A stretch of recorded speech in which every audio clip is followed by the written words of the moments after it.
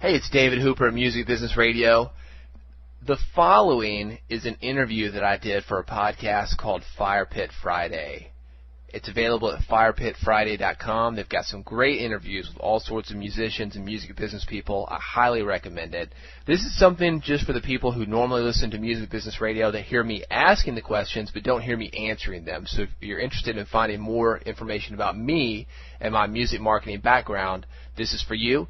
And again, if you like it, firepitfriday.com. So here it is. Enjoy.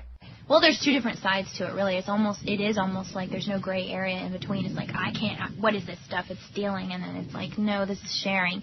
So it's kind of like, ooh, we have to go with it. Use the technology to work with what you're doing. Well, we had a guy from a major label come in a couple days ago, and I'm not going to say who it is. Beep. I can't say which label it is, but it was so funny. We were talking about playing one of the songs. He goes, oh, no, they're keeping that album on lockdown until it's released.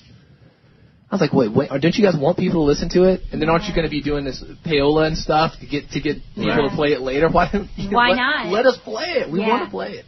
And it's funny how they kind of have this. They don't have what I call an abundant mentality. They're grabbing for it like somebody's going to steal it. I mean, a copy of music, it doesn't hurt you. It's not like a table. If I take your table, you don't have a table anymore. Right. But if I take a copy of your music, and I'm not saying that everybody needs to go out and steal music or copy it. I think you need to support live music. Right. Because without supporting these professional writers that we have, the musicians, we're not going to have it anymore because it's just not going to be worthwhile to do it. Right. But it's great publicity. You don't have to worry about paying payola and hookers and blow and doing all the other kind of stuff that these guys do. And Plan B is not driving a taxi. No. Okay? That's a church. So those are just a couple things. We're learning stuff every day, and I'm always amazed at the innovative. Is that the word? Innovativeness of musicians and some of these new media guys. What they're doing to get the music out there now that the marketplace is flooded with not only music but like PlayStation. And unbelievable. You can get your music placed in video games. You can get it placed in films and. Yeah. Oh, yeah. Well, that's huge now. It's exciting. That's huge. The video game market I think it's going to be bigger than the music market here soon. I watched, I think it was Miami Vice. Sean can chime in here. Vice City. Okay. So Vice City, where they did Phil Collins, a concert, an entire concert in between. Now, the guy was just like, doing the chase with the car. He crashes into the auditorium, and he goes into the auditorium, and everything stops while you hear, I can feel it coming. And then he's watching. Yeah. So you're the guy who's racing around, and you're watching Phil Collins' concert. And let me tell you, each drum hit, boom, boom, boom, boom, boom, boom. It was right hot, right to the music. And I was like, oh, I'm scared. Things are getting way, way too realistic for me. Well, what's weird I felt like I was at his concert. What about Second Life? Have you guys seen this? Speaking of weird internet things. And I've never been on it because I got enough problems in my first life. Yeah. I don't need a Second Life. Yes, no. But Second Life, these guys are actually charging for gigs. And they've got clubs, and there are people who have jobs on Second Life, and it's got real money, and it's got a real stock exchange. It makes you wonder if they're ever going to, get off the computer and go and see a live show. See a live show. But that's the thing about the live experience. That's something that people are worried about, this internet piracy or whatever you want to call it. But you can never recreate the live show. Mm-hmm. When I go to see a live act, you've got some people are smoking. You smell that smoke, and you got beer breath next to you, and you got some hot chick, and you've got lights, and you've got sweat, and you've got all these other senses. And the way I think that bands can really make a huge impact these days, don't worry about the internet. The internet is it's really just like a one-dimensional thing. It's your ears, or one sense. If you can, the more senses that you can touch at once, the more successful you're going to be. So if they can see you, that's one. They can touch you. They can taste you. They can do. We've got 6 senses. Let's use them all. And or is it 5 senses? Well, hell, I don't know. Well, I was going to say I'm going to worry about that all night. But if you're M. Night Shyamalan, you've got 6. Right. Okay. Oh, yeah, that was the movie.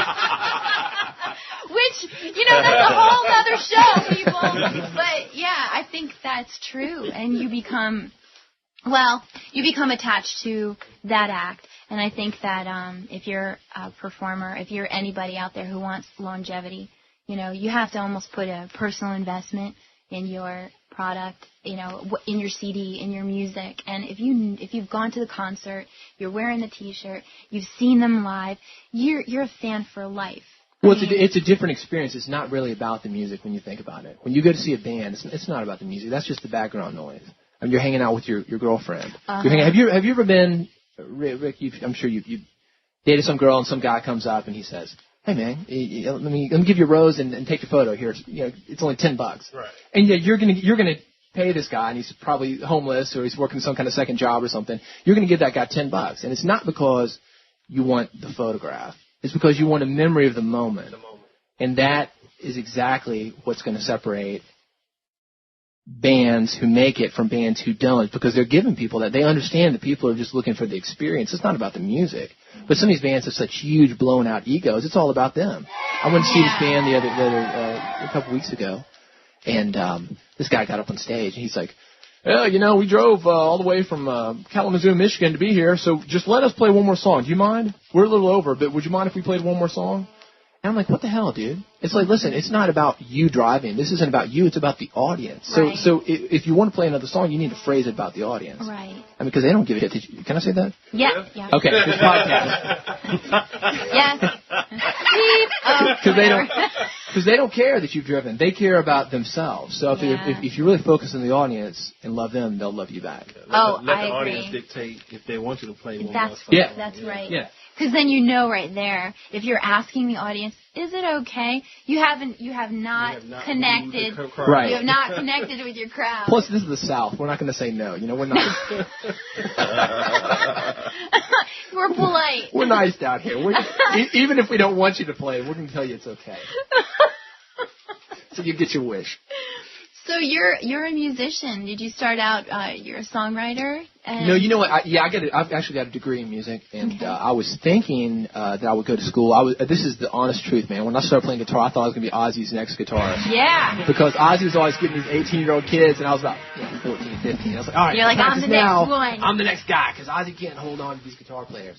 And I was pretty good, but it just wasn't my gift. And I was able to pack people into my shows, and I've always been into the sales and marketing aspect. I mean, I got into direct mail, placing like tiny classified ads, like Don Lapre style, when I was about 14, 15 years old. Wow. So that was really my gift. And music, of course, growing up, I grew up in Nashville. I'm a native.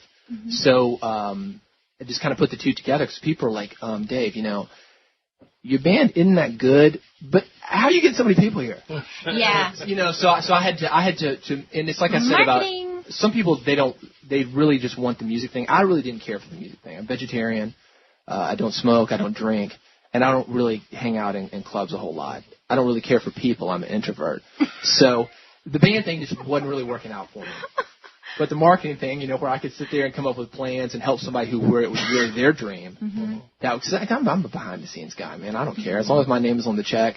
But a creative person really needs someone like you. A creative person doesn't think of those things. They're only thinking of the music. Right. That's exactly right. It's cool from, the emails that you sent out, the tips that these people can get from the website, the Cathode Music. Yeah, indiemusician.com is the blog that I've got now, yeah. Okay. But it's just that plethora of, knowledge that you just send out to people, man. It's just like, wow.